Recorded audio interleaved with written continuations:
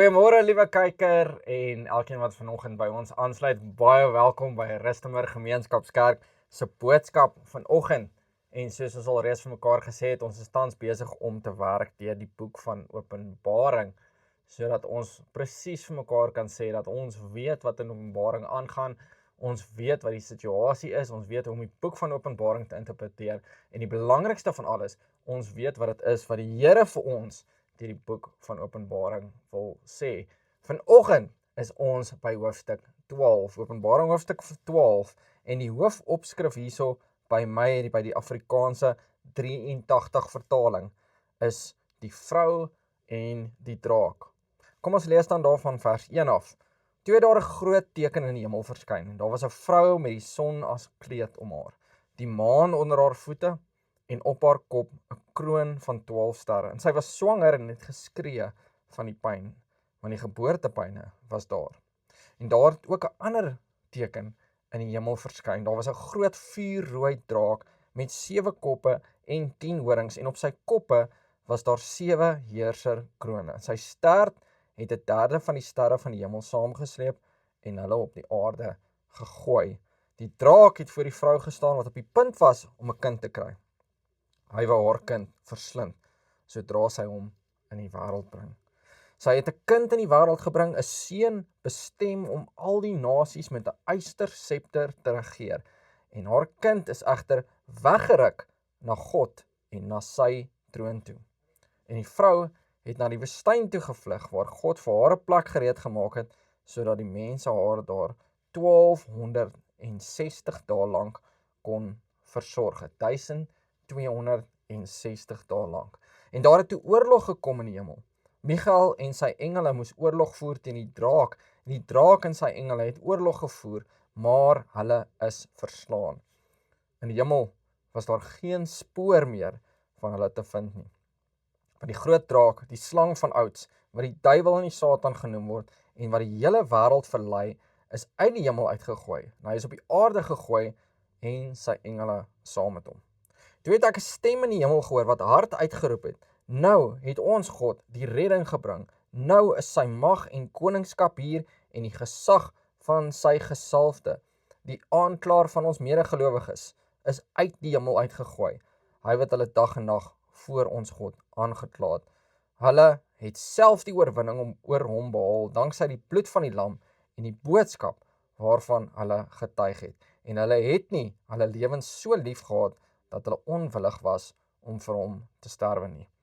Daarom, hemel en die wat daarin bly, verheug julle, maar vir julle land en see wag daar ellende, omdat die duiwel na julle toe gekom het met groot woede en met die wete dat hy min tyd het. En dan lees ons vanaf vers 13. Toe die draak sien dat hy op die aarde gegooi is, het hy die vrou agtervolg wat die seun in die wêreld gebring het. Maar aan die vrou is 2 groot arendsvlerke gegee, sodat sy na die woestyn, na haar plek toe, kon vlieg. Daar word sy die hele vasgestelde tyd weg van die slang af versorg. Die slang het toe 'n stroom water, soos 'n rivier uit sy bek, agter die vrou aan uitgespoeg, sodat sy deur die stroom meegesleer kon word. Maar die aarde het die vrou te hulp gekom. Dit het oopgegaan en die stroom opgesluk wat die draak uit sy bek uitgespoeg het. Die draak was woedend oor die vrou en hy het weggegaan om oorlog te maak teen haar ander nakommelinge, wat die gebooie van God nakom en die getuienis vashou wat Jesus gelewer het. Die draak het toe op die seestrand gaan staan. Ons sien hier, liewe kyker, 'n opsomming van 'n hemelse oorlog. 'n Oorlog wat al van omtrent die skepping af, omtrent in die hemel woed.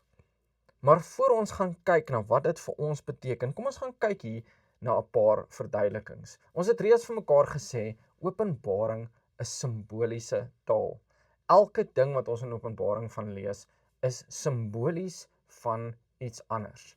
Natuurlik is hierdie baie maklike simboliese taal as ons Ou Testament ken, want elke keer wat Johannes simboliek gebruik, is dit simboliek wat hy uit die Ou Testament uitleen. 12 natuurlik wat hierdie vrou verteenwoordig, die 12 sterre op haar kop, verteenwoordig die 12 stamme van Israel. So aan die een kant het ons Israel, die volk van God, of die uitverkiese, uitverkore volk van God. En dan aan die ander kant het ons die draak met dan die 7 koppe en dan ook die krone of die 10 horings ook dan natuurlik. Maar hierdie draak is baie maklik om te verstaan. Hierdie 4 rooi draak wat ons hiervan lees is natuurlik verteenwoordigend van die duiwel en die Satan. En dan as ons verder gaan kyk na Openbaring hoofstuk 12, dan sien ons dan ook daar dat Johannes dit baie duidelik stel. Dit is wie die draak is. Dis niemand anders as die duiwel en die Satan nie. En dan natuurlik die kind wat hierdie vrou, wat ons nou verstaan is Israel self, aan geboorte gee, is niemand anders nie as ons Here Jesus Christus. En die een ding wat die draak aan kan dink om te doen, as hy te wete kom van hierdie geboorte, is om dit te stop en hierdie kind onmiddellik om die lewe te bring. En dan lees ons natuurlik in die evangelies van die kindermoord wat koning Herodes destyds in Bethlehem uitgevoer het. Maar hierdie kind, wonder bewonder, halleluja, prys die Here, is weggeruk nadat hy sy werk gedoen het, nadat hy die mensdom van hulle sonde bevry het. En dan sal ons sien, direk na hierdie gebeurtenis, direk na die draak die kind wou verslind, maar die kind weggeruk is en die vrou weggevat is na die woestyn, gebeur daar iets. Daar is oorlog in die hemel. Daar is oorlog in die hemel. Maar kom ons kyk bietjie mooi hierso. Nou, teen wie dit is wat die draak beklei as hy en sy engele in die hemel oorlog voer. Dis nie teen die Here wat hulle beklei nie. Of dis nie die Here wat teen hulle veg nie, maar die aartsengel Michael. Nou wat beteken dit, liewe kyker? Net die volgende. Die duiwel is op geen stadium God se gelyke nie. Die duiwel is 'n gevalle engel.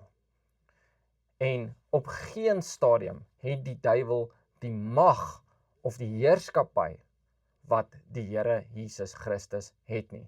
Die duiwel kan nie vergelyk word met God op geen stadium.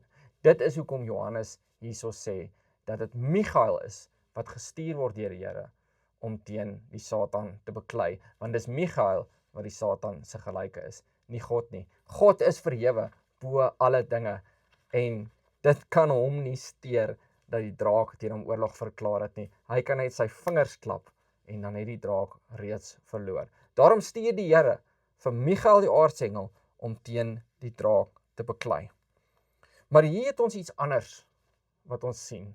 Ons sien dat hierdie vrou weggevoer word en sy word beskerm vir 1260 dae. En ek voel dit is belangrik dat ons vir mekaar sê wie hierdie vrou nou is. Dis baie maklik om na die Ou Testament te kyk en te sê, natuurlik, 12 sterre op haar kop, dit is die volk Israel. Maar soos ons al reeds vir mekaar gesê het, die volk Israel in die nuwe verbond, in die Nuwe Testament, in hierdie laaste tydperk wat ons in leef, is nie dieselfde as wat dit in die Ou Testament was nie.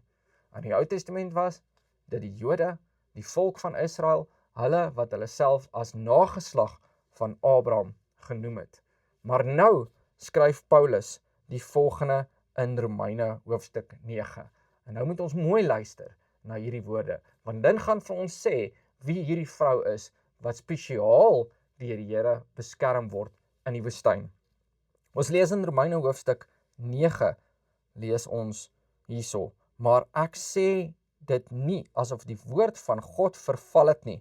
Dit is van vers 6 af. Want hulle is nie almal Israel wat uit Israel is nie. En dan vers 7. Ook nie omdat hulle Abraham se nageslag is hulle almal kinders nie.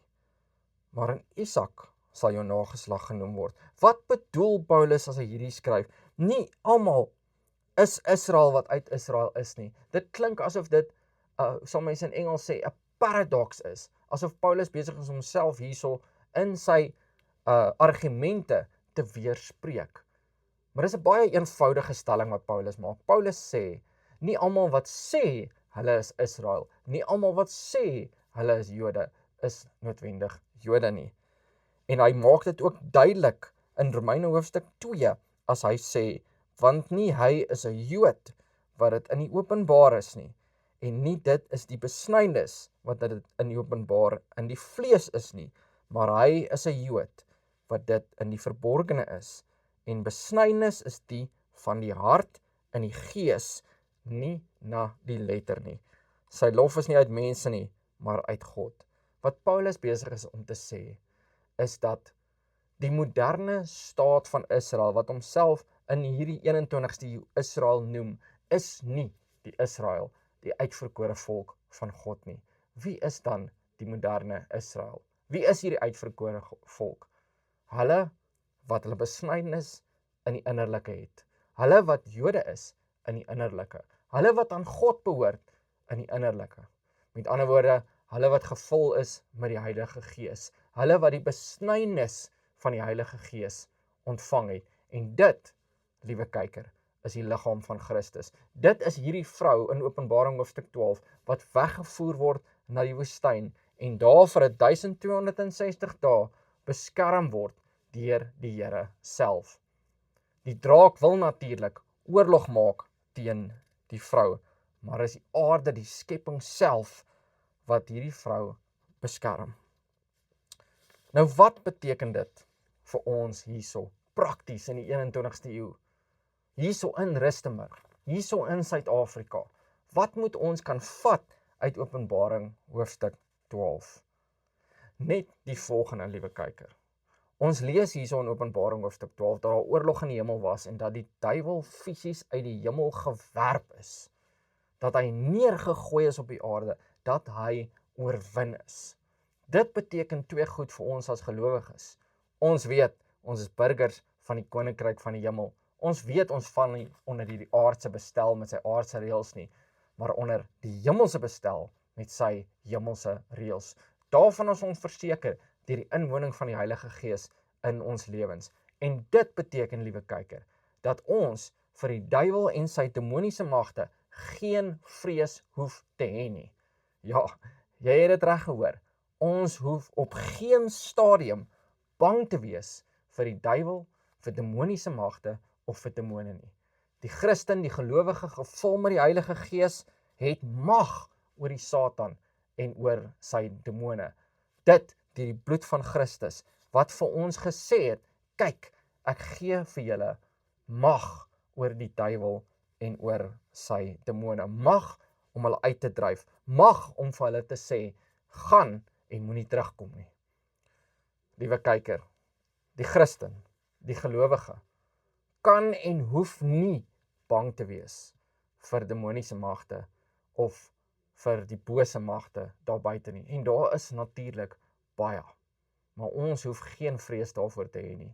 Ons is vrygemaak en ons is burgers van die hemel. En dan die tweede ding wat ons leer, hierso uit Openbaring hoofstuk 12, liewe kyker, is dat die oorwinning is reeds behaal. En ons houding as gelowige moet een van oorwinning wees oor die huidige bedeling.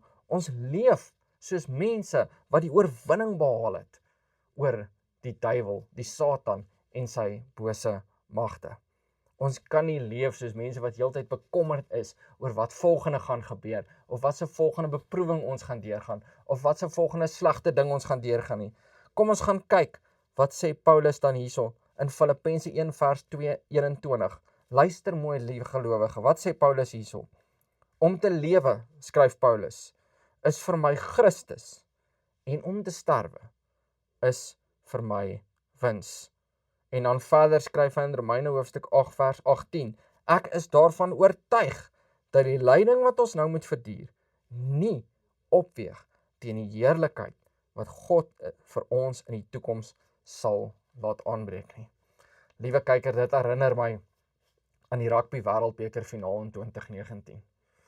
Ek onthou met die laaste 2 dreë wat gedruk is die Springbokke 'n hele paar punte voor die Engelse gewees. En hierso in die laaste 5-7 minute van die wedstryd sien ons dan daarso op die hoofskerm, daarso ek dink dit was in Japan gewees as ek reg is, in die hoofskerm daarso op die stadion, sien ons hoe die mense al klaar besig is om Suid-Afrika se naam daar op die wêreldbeker in te grafeer, terwyl die wedstryd nog aan die gang is.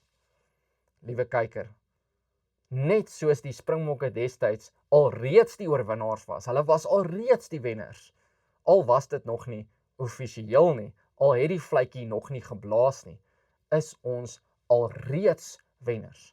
Ons naam is alreeds daarso, Jesus Christus se naam is alreeds daarso, in goud ingegrafeer. Nou is dit die laaste 5 minute van die wedstryd. En ja, ons gaan nog steeds seer getackle word, liewe kyker. Ons gaan nog steeds seer kry in hierdie wedstryd, maar die oorwinning is reeds behaal. So kom ons leef soos burgers van die koninkryk van die hemel.